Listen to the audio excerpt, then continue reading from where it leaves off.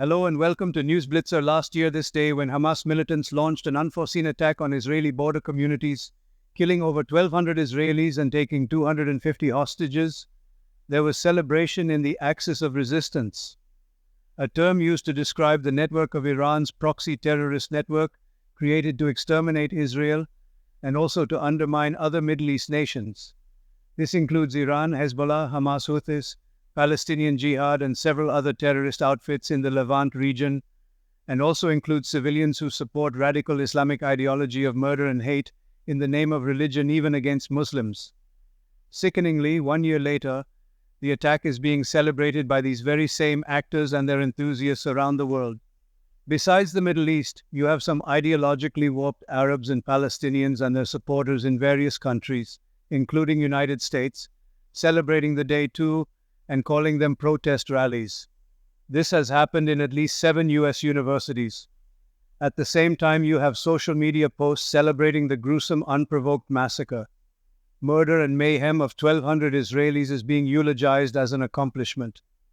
But immaterial of their theatrics, the fact is, at best, all of it is nothing but a pretense to hide their shame, as the truth is that on that very day itself, the joy of the Axis of Resistance over the October 7th attack started turning into mourning that will last for years to come, with the mother of it all, the Iranian Islamic regime itself, paying for it the most. By the end of the very same day, Israel had started taking the reprisal and the battle to eliminate Hamas in a manner never seen before, nor expected by the Axis.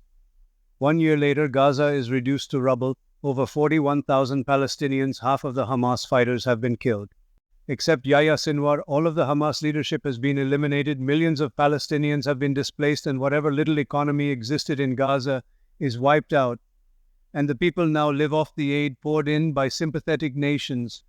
Added to this, the future of an entire generation of youth is in ruin, and the Gazans have very little to look forward to in the coming decades. More importantly, the Palestinian cause lost a lot of supporters worldwide because the world saw the brutality of Palestinian Hamas that was elected and its murderous actions on October 7th last year glorified by Palestinians. The Western world may still talk about a necessary two-state solution, but it's no more with the same gusto as they did before the brutal massacres.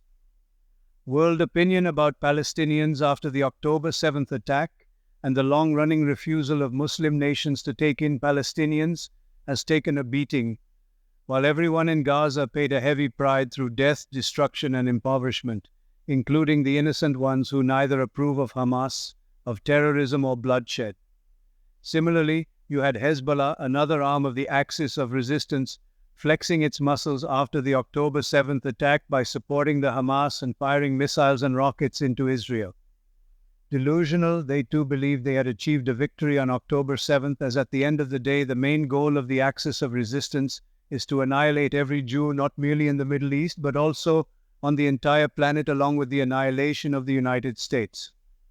The Israel Defense Forces countered the Hezbollah's provocation with their Iron Dome and limited airstrikes, refraining from getting provoked, waiting for the right time to act, and when the time to act came, they did. Israel turned its attention to Hezbollah, with degrees of aggression not even seen during the civil war in Lebanon in 2006. Israel eliminated the leaders of the various Hezbollah units, including those of their missile force, their drone formation, their infantry, their intelligence network, their communication network, and their supply chains one by one, topped by the elimination of Hezbollah's principal commander, Shukur. Further, to the surprise of Iran and the rest of the world, Israel went for the jugular by eliminating Hassan Nasrallah, the chief of Hamas, in an intense airstrike.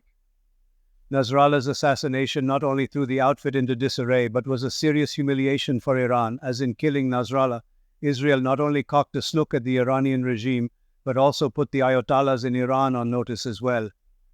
Israel then followed up Nasrallah's killing by reportedly eliminating his successor and cousin, Hashem Safieddin. A day later, his deputy resigned from his post. Effectively, Hezbollah today has no leadership either at the top or in its upper and middle hierarchy which runs the show. All it is mostly left with is foot soldiers trying to take on a highly skilled, equipped and battle-hardened Israeli forces. In fact, the Israeli onslaught, which has destroyed 5 principal headquarters on Hezbollah, has been so severe that Iran is reportedly asking Hezbollah fighters to withdraw into Syria, just as it had advised Nasrallah to leave Lebanon.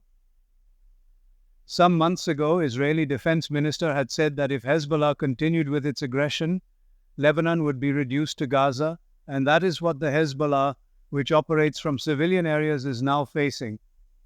In the process, the innocent suffer, with over 90,000 people being displaced, while dormant Sunni and Christian militias in Lebanon, who see Hezbollah as an arch-army, are getting revived. Lebanon is possibly now facing another civil war as Israel systematically degrades Hezbollah's fighting capabilities, in which Sunni and Christian militia see an opportunity and are expected to rearm and revive. The Houthis, another set of pawns of the Iranian regime, celebrated and later too joined the Gaza war by firing drones and missiles at Israel and by creating trouble in the shipping lanes to Israel.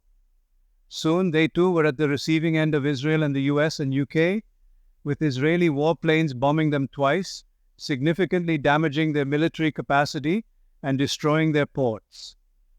The destruction of its ports has severely affected its economy, even as the poverty-stricken region struggles to feed itself, breeding dissent among the Houthis. And their troubles are only growing with Western maritime forces in the Mediterranean, waiting for the slightest misconduct by the Houthis in the shipping lanes to bomb them.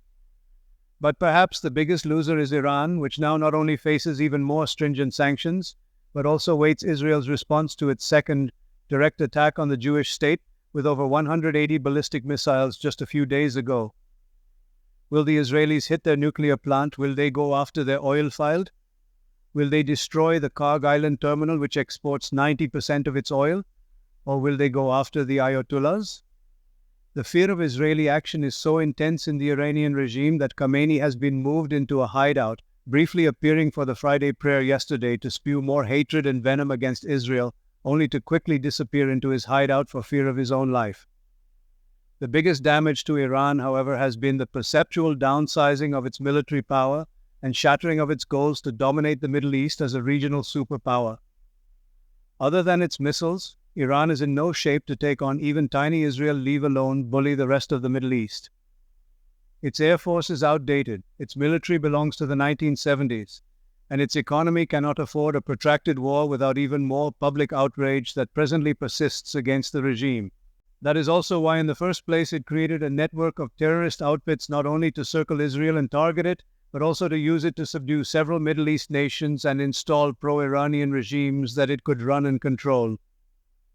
On its own, there is not much Iran can do in the region. Further, the steady degradation of the axis of resistance is also utterly humiliating for Iran, which is in competition with Saudi Arabia and Turkey to be considered as a regional power. The Iranian regime and Hezbollah are openly being mocked in the Arab world as losers. One therefore fails to understand what the axis of resistance and its supporters abroad are celebrating. Such celebrations in the face of the death and destruction are the conduct of suicidal cults. What they are doing is inadvertently celebrating the death and ruin of their own. The coming days will further see this mourning only increase as Israel has demonstrated clearly that it won't stop till this axis of resistance is shoved into a negligible corner. That's why the head of the snake, Khamenei, is now in hiding. What remains to be seen is whether Khamenei and his regime come out of all this intact, or whether the quiet nationwide opposition to the regime bolstered by the war and by Israeli and Western moves will send him and his cronies into exile like their progenitor Khomeini before them, and a new democratic government takes over. Thank you for watching this video, and if you have not yet done so, please do subscribe to this channel to remain updated on the latest developments in the Middle East and in the world. Thank you once again.